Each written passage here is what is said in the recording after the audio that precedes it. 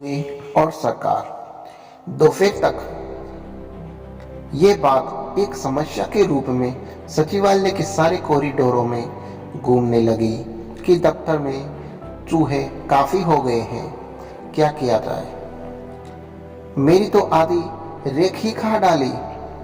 अरे तुम्हारी फाइलें तो चलो बाहर थी, बेचारे दावत का माल समझकर कुतर गए होंगे। मेरी तो अलमारी में बंद थी, लोहे की अलमारी में गोदरेज, समझे। अच्छा कमाल हो गया, गोदरेज की अलमारी में से खा गए। आश्चर्य ने गुप्ता जी का चश्मा हटवा दिया। ये बात मेरी समझ से भी बाहर है कि आखिर उसमें घुसे कैसे। सूत भर भी तो रास्ता नहीं है उसमें जाने का। अजी घुसने की जरूरत ही क्या है, अंदर ही घर होगा उनका। गुस्से तो आप हैं उनके घर में। किसी ने वर्मा जी को छेड़ा। लड़की का तो सुना है चूहे, लकड़ी का तो सुना है चूहे काट सकते हैं, पर लोहा स्टील मान गए भाई चूहों को भी। आजादी के जितने पुराने दस्तावेज थे सबका चूरन बना दिया दुष्टों ने। सर जिधर मैं बैठती हूँ वहाँ भी बहुत हैं, इसीलिए तो मैं अपने पास कोई फाइल नहीं रखती, और इसीलिए मैं आपसे फिर कह रहा हूँ कि आप अपनी सीट मेरे कमरे में ही लगवा लें। दिल में जगह होनी चाहिए, मुझे कोई तकलीफ नहीं होगी। तो फिर क्या करना है चाहिए। सर हमें तुरंत प्रशासन को इत्तला करनी चाहिए, ये उनका काम है ड्यूटी के लिस्ट के अनुसार। और क्या, आखिर प्रशासन करता क्या है जो उसने चूहे भी नहीं मारे जाते। अजी क्या पता उन्होंने खुद चूहे मंगवा कर छोड़ दिए हों। ऑडिट वालों को कह तो भी देंगे कि सारे रिकॉर्ड चूहे खा गए, अब कहां से लाएं। मामला गंभीर है सर, हमें तुरंत कार्रवाई करनी चाहिए। बड़े बाबू ने सबको जिम्मेदारी का पाठ पढ़ाया। हाँ सर, इससे गंभीर बात क्या हो सकती है। जिन रिकॉर्डों को द्वितीय विश्व युद्ध में जापान नहीं छीन पाया, उसे आजाद भारत के ये चूहे इतने मजे मजे में हजम गए और कानो कान पता भी नहीं चला। सर आपको कब पता चला? आज ही। मैंने तो ये अलमारी 2 साल से खोली ही नहीं थी। आज जरा ये डायरी रखने के लिए जैसे ही ये अलमारी खोली तो ये मांजरा। अच्छा हुआ सर, वरना ये नई डायरियां भी खा जाते। नहीं, वो मैं कभी नहीं करता। नई डायरियां तो मैं सीधे घर ही ले जाता हूँ। सर ठीक है, चूहों की जाति का क्या भरोसा, इनके लिए नई पुरानी गोरी काली सब बराबर है। तो फिर क्या किया जाए।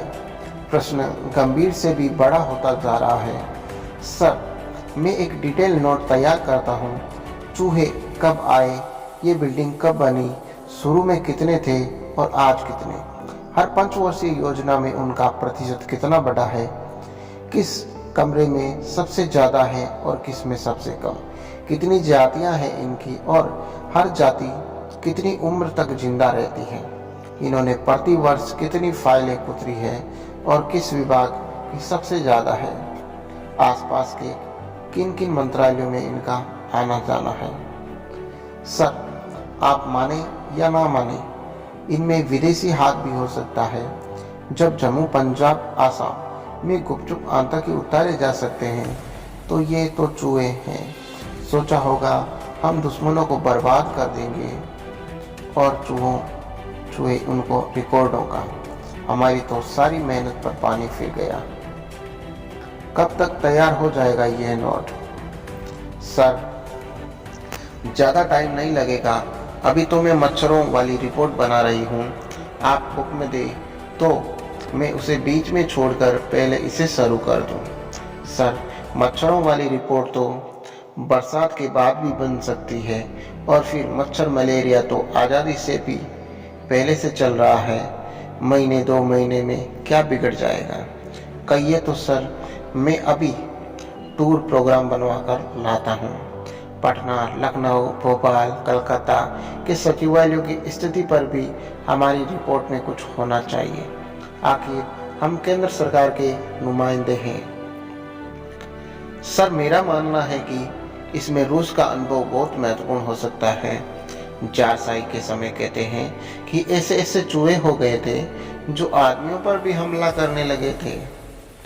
अरे, ये तो बहुत खतरनाक बात है। यहाँ किसी पर हमला हो गया तो डिपार्टमेंटल एक्शन हो जाएगा। मानहितों की गंभीरता से सर घबराए जा रहे थे। सर, हमें तो अपनी सीट पर बैठने में भी डर लगता है। कम से कम कैंटीन में चूहे तो नहीं है, स्टेनो बोली। बुढ़ा गरीबदास एक कोने में अपने काम में व्यस्त था। इतनी लंबी लंबी बहसें तो उसने अंग्रेजों के जमाने में भी नहीं सुनी थी, और वह भी चूहों पर।